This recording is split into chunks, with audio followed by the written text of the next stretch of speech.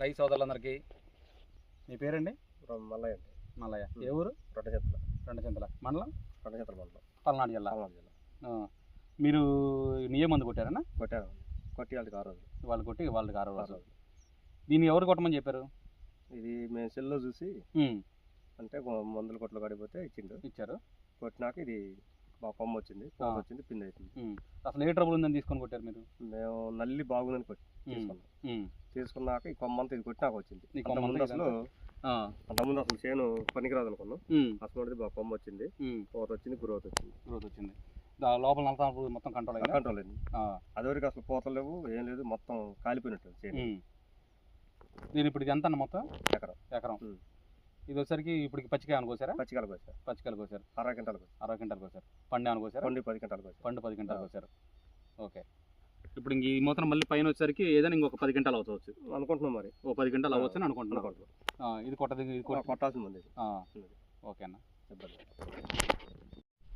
నమస్తే అండి రైతు సోదరులందరికీ. నమస్తే అండి. మీ పేరన్నా? నా పేరు భోజనచంద్రయ్య. ఏ ఊరన్నా?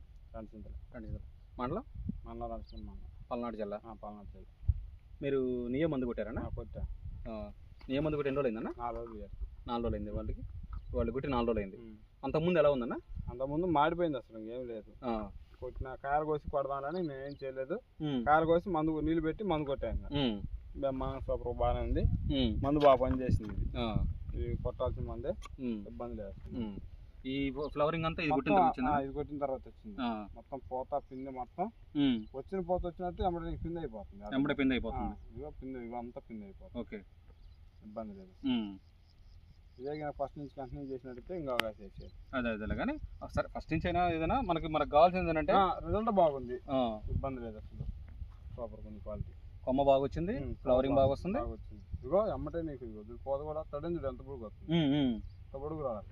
ఓకే, మందు కూడా బాగుంది. మీరు పనిమిచ్చి కోసారన్నా? ఎన్ని గంటలు కోసారు? 25. ఎకరం అంతా ఇది ఎకరం 2 ఎకరాలు. ఇది 2 ఎకరాలు 20 కోసారు ఇప్పటికి. ఓకే.